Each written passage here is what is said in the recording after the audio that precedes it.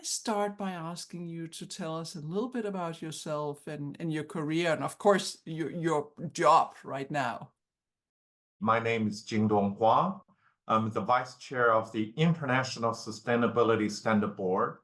This is a new board that was created at COP26, recognizing that there needs to be a new global baseline of sustainability-related disclosure to benefit a much more transparent, open, comparable, and efficient global capital market, and to follow the success of our sister board that was created more than 20 years ago to converge accounting standards into a global accounting standard, which is very successful now.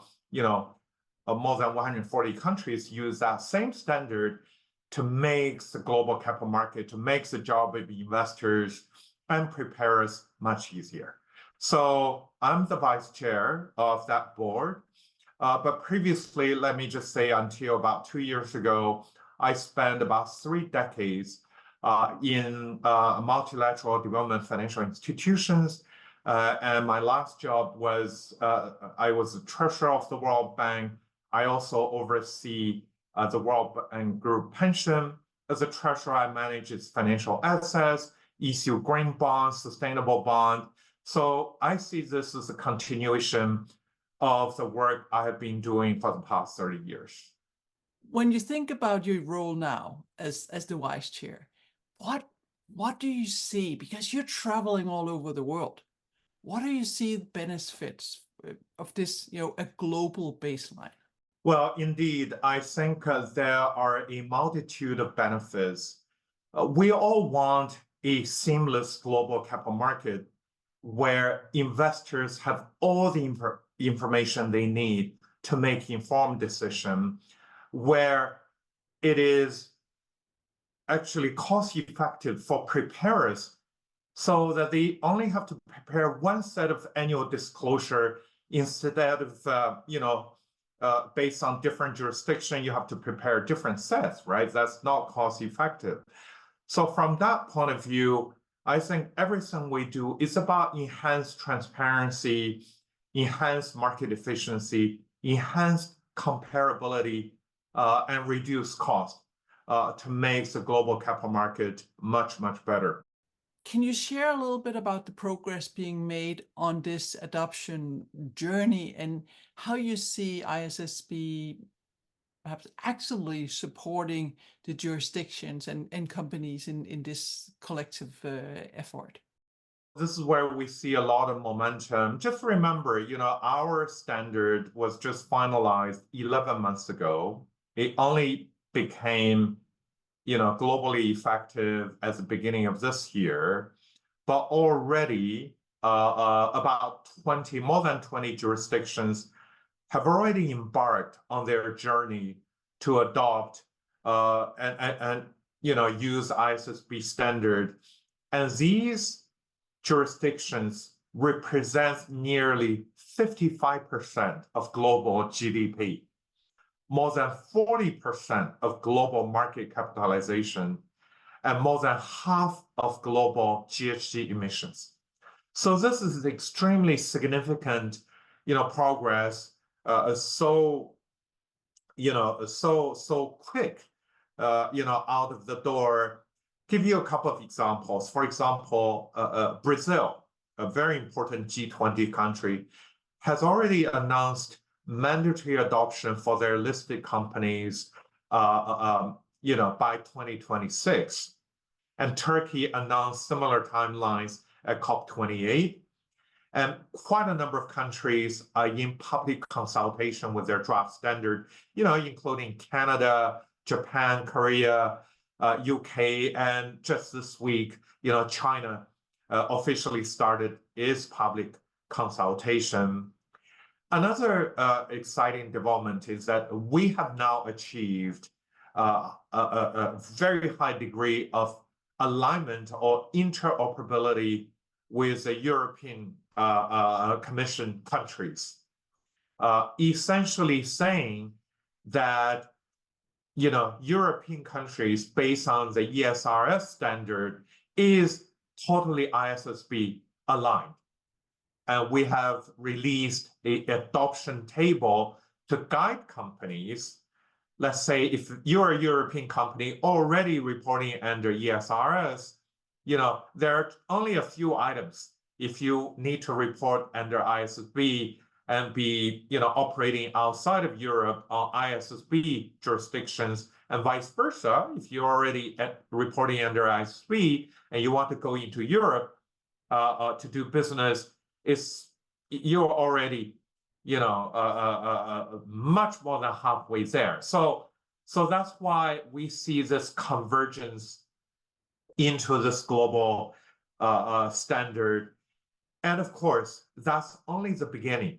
I would emphasize that we want a global baseline. Global means that we hope every jurisdiction will start a mandatory adoption journey. And therefore, this week, at the annual meeting of the IOSCO, which is the International Organization for National Jurisdictional Security Regulators, we published what we call the jurisdictional adoption guidance. It's a very detailed how-to, the process, the benefit, right, of adopting ISSB standard, why publishing a roadmap is good in terms of providing transparency, predictability, and a timeline for preparers, to start their journey, so on and so forth.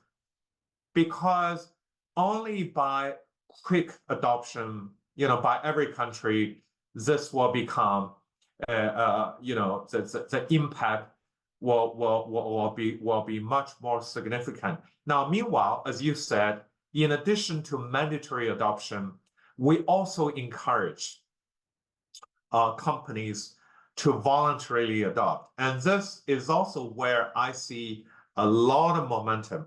Let's actually start with the United States, because, a part of our legacy standards, we didn't create our standard out of vacuum, right? We were able to, absorb some of the most frequently used voluntary standard into our foundation, including SASB, based in California. And, on SASB, over 90% of SP 500 company already reporting under SASB.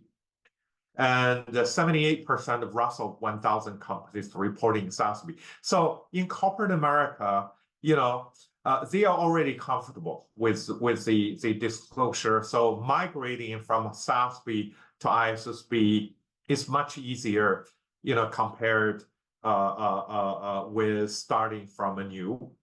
How do you see, or what role do you see for corporate boards in navigating these, I guess, complexities to adhere to ISSB standards, perhaps also when they have local regulations or different demands also from other players?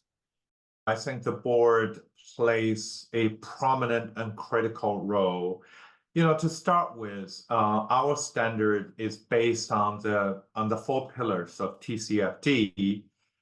And TCFD 4 pillars start with governance, and governance starts with the board, right? So by the way, TCFD has been sunsetted into ISSB as the Financial Stability Board recognized that ISSB standard has represented the entire essence of what TCFD, has aimed to do.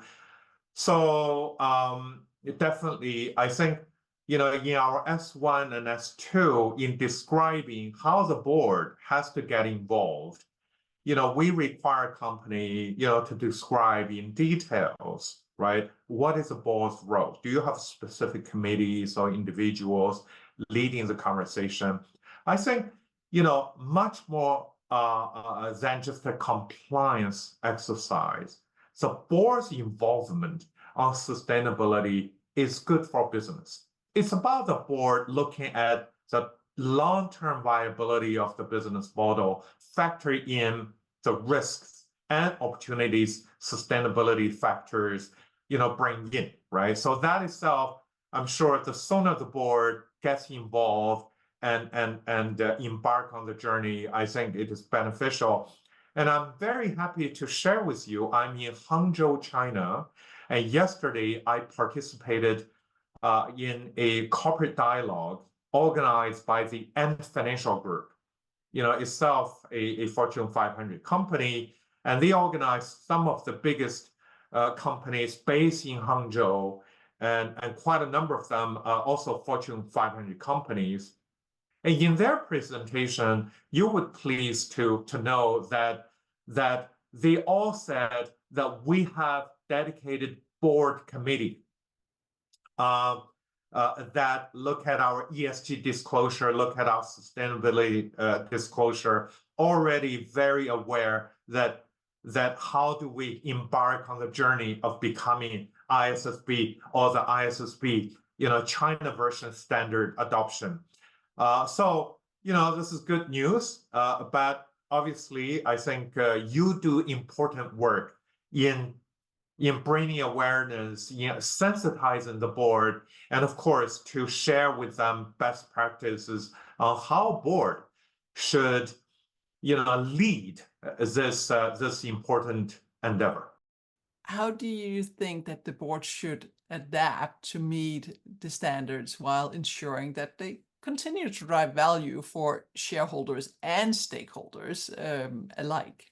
I think, what our standard, and again, based on the 4 pillars of TCFD, which offers the board a very structured way of looking systemically at material risk and opportunities on sustainability matters, right? So I wanted to clarify, it's not like the board needs to get itself involved in every last detail, whether it's material or not material, because the board is about the strategic direction of a company.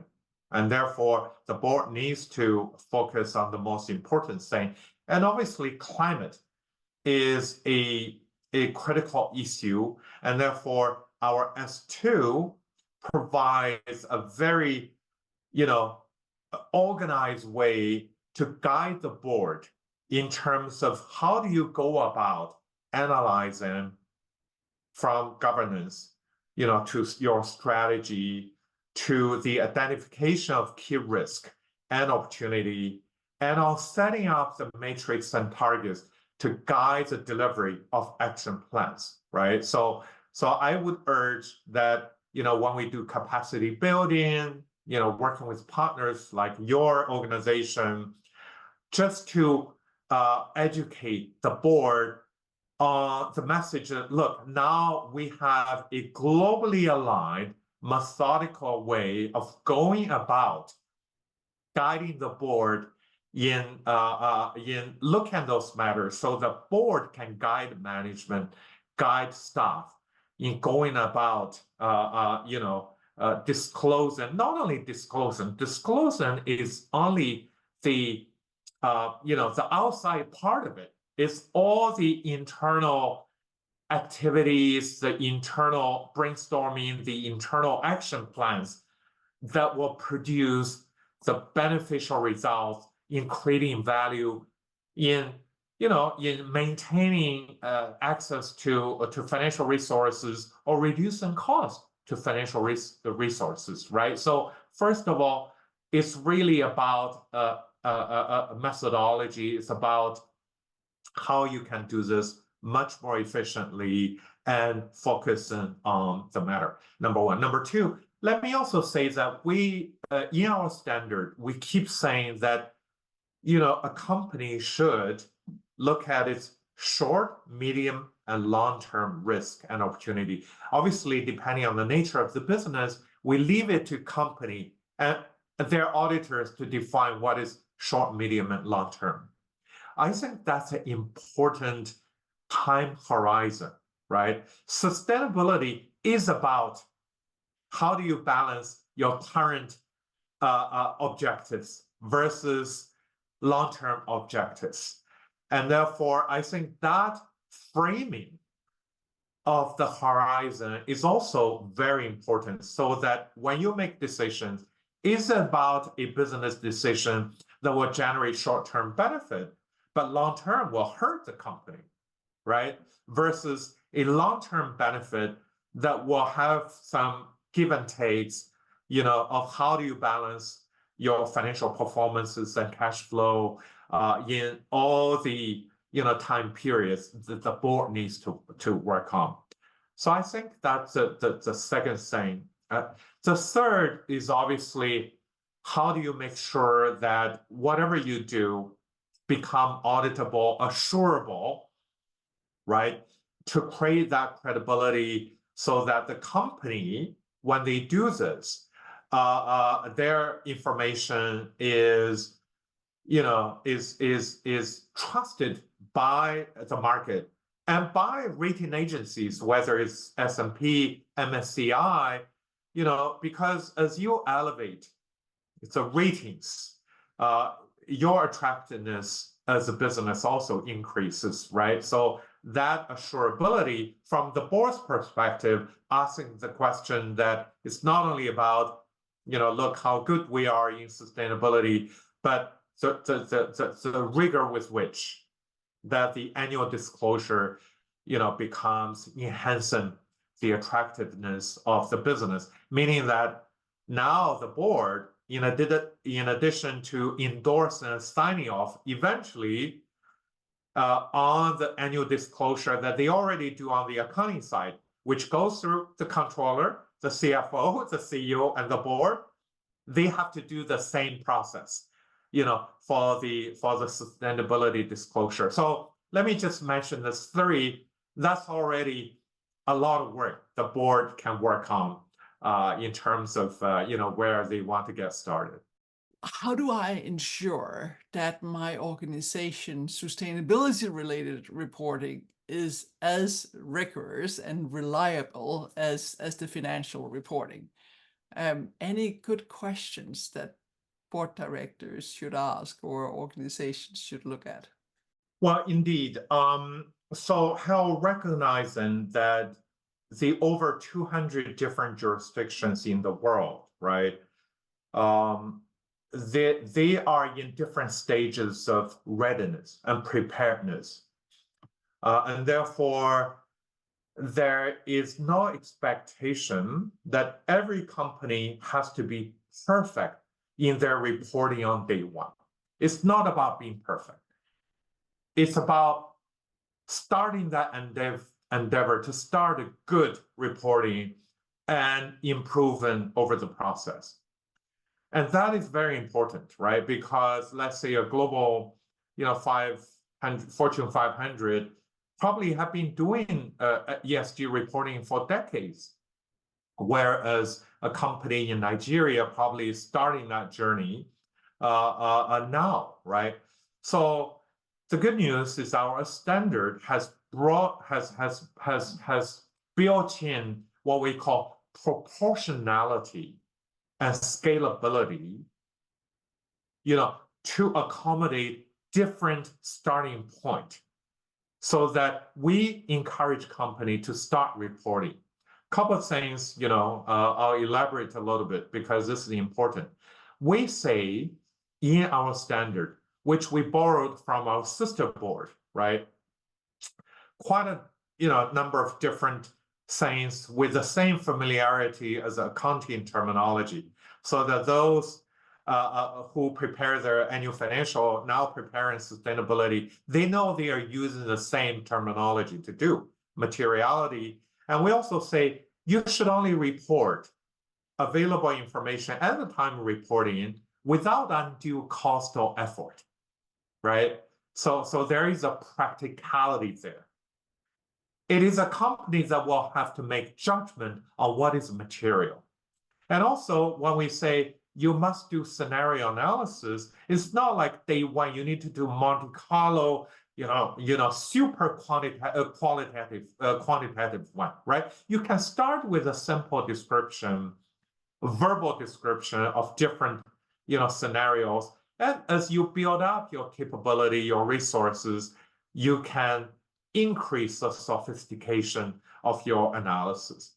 And that is important because we don't want to scare the board because management will go to the board, okay, you want me to do this, give me $5 million budget. And no, it's not about that. It's about start from where you are, do what you can, make judgment, and of course, work with your assurers or auditors to begin the journey, and then you'll get better, right? That's the first one. The second one is that we have transitional relief built in. For example, we require companies on climate standard to report Scope 3, which is the carbon emission on their entire value chain. And we recognize that it is something that we don't have a universal single methodology there. A company have to embark on a journey to make sure that they learn and understand and how to do it. And therefore, we set in our standard, in your first year of reporting, just focus on your own carbon emission, what we call Scope 1, which is own generation, Scope 2, which is what you purchase, electricity, heating, cooling, right? And then, you'll do Scope 3 later on. And I think in addition to our own relief, when a regulator in a jurisdiction comes in, they may provide additional time relief just to make sure, based on the situation starting point in my jurisdiction, we have ample time for our company, to embark on this journey, right? So that's the second one. The third one is that obviously we have published a very detailed guidance to guide regulators, to make that journey pragmatic, ambitious but pragmatic based on what is ready, meaning that obviously a small company, we say, okay, in a jurisdiction, we should start with the big cap in your listed market, going down, to medium cap to small cap, so that, smaller companies with less capability will have more time to prepare, right? The last one, which is also important, is that we will do everything we can providing hand-holding capacity building to support company. For example, in Africa, we are working with the British government, FCDO, the Foreign Commonwealth and Development Office, and PAFA, which is a Pan-Africa accounting professional body, to systemically train all 125,000 chartered accountants to make sure they are ready to support ISSB adoption. Either they are working in a company or they work in auditing firms. So I think through these 4 elements that I mentioned, starting from proportionality, transitional relief, jurisdictional guidance, and also capacity building, we will be able to support preparers and regulators and investors all over the world, including obviously board, to be ready on an accelerated journey to adopt our standard.